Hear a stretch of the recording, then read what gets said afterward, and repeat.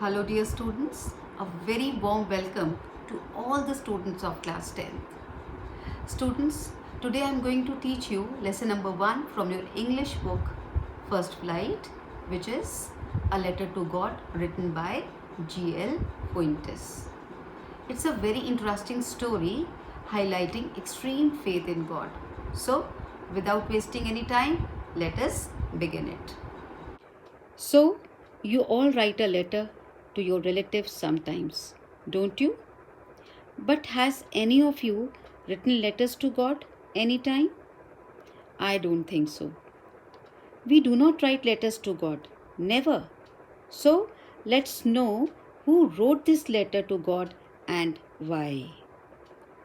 A letter to God is a story of extreme faith in God. A natural calamity leaves Lencho, a hard-working farmer, in distress. The farmer writes a letter to God asking him to send money. The chapter concludes in a very ironic situation, but it teaches us that if a man has childlike faith in God, he can accomplish anything considered impossible. Let us now find out how did the story progress. The only house in the entire valley overlooked a field of ripe corn. Lencho, the owner of the house and field, had been looking at the sky all morning. He told his wife that it was going to rain. Soon, true to Lencho's prediction, big drops of rain began to fall. Lencho went outside to enjoy the rain. He felt that it was not rain but 10 and 5 cent pesos. With satisfaction, he watched the rain shower on his ripe corn fields. Suddenly, a strong wind began to blow. Then, large hailstones also began to fall. Lencho's happiness now turned to worry. He hoped the rain will stop soon, otherwise, his crops would be destroyed. But the rain did not stop. It covered the house, the field, and the valley with a layer of hailstones. The harvest was completely destroyed. Lencho stood in the middle of his ruined field and thought that the plague of locusts would have been better than this. It was a sad night for the Lencho family. However, they had one hope, God. That night, Lencho thought about God and his all-seeing ways. So he decided to write a letter to God asking for 100 pesos to sow his field as well as survive until next year. He went to the post office the next day to stamp and mail the letter. The postman, on seeing the letter, laughed and took it to show it to his boss. The postmaster, a fat, cheerful man, laughed as well, but he admired Lencho's faith in God. Not wanting to disappoint Lencho, he decided to write an answer. He also realized that he would have to send some money along with the letter. So he collected contributions from his employees and friends. He also donated a part of his salary. However, he could only collect a little more than half the amount Lencho had asked for. He put the money in an envelope along with a letter marked God. On Sunday, Lencho returned to the post office. The postman handed him the letter. The postmaster, who was happy with his deed, watched him from the office. Lencho was the man of faith, so he was not surprised to see the money. However, he was angry when he counted the money. Immediately, he asked for ink and paper. He sat at the writing table and slowly wrote a letter. It looked like he was having trouble expressing his thoughts on paper. Finally, he finished the letter and dropped it in the mailbox. The postmaster immediately collected the letter and opened it.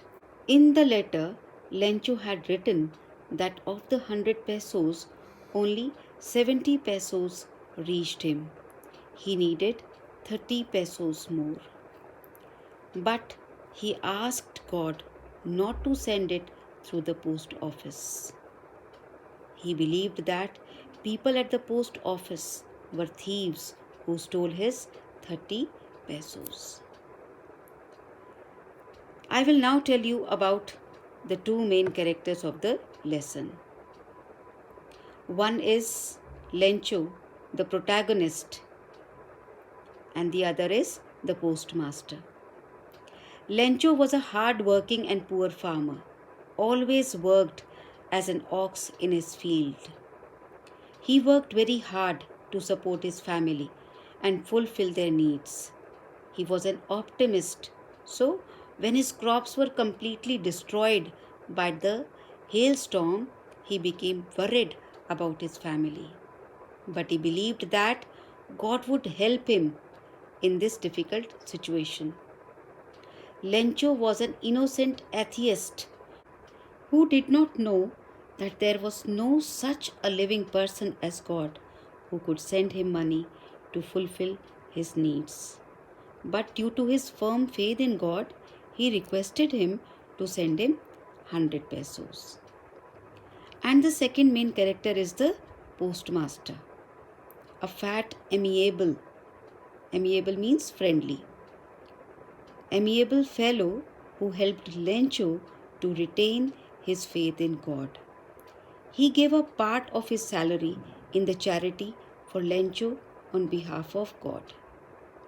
Students, at the end of the story, you must have seen Lencho calling the post office employees as a bunch of crooks. Is it right? Do you think he should have called them a bunch of crooks?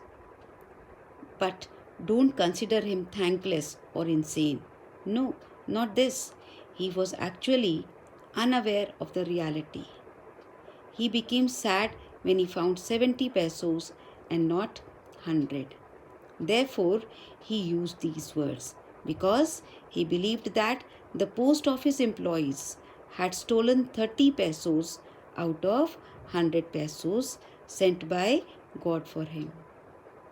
Yes, this description is ironic because the post office employees had pitched in to help Lencho. They were quite happy and contented, for they had performed a good deed. But instead of being thankful, Lencho described them as a bunch of crooks. So, the story reflects the blind faith of the farmer. The crops were destroyed by the storm, but the farmer took it as a divine action. He wrote a letter to God. This is the height of blind faith. And finding the money, he believed that it had been given by God himself. Even when he finds 70 pesos, he is not pleased, as he thought that God must have given 100 pesos, but the postman might have stolen 30 pesos. So here the story reflects the mentality of illiterates and poor people of villages as well, and also the sympathetic nature of people like postman. Lencho the farmer is an uneducated person and full of blind faith. He is unaware of the reality. Hence, rather than thanking the employees of post office, he calls them greedy, and bunch of crooks. This is the irony in the story.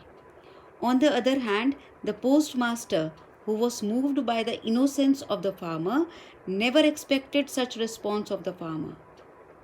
So, the main message imparted through this chapter is that no matter what situation one is in, they should have complete faith in God.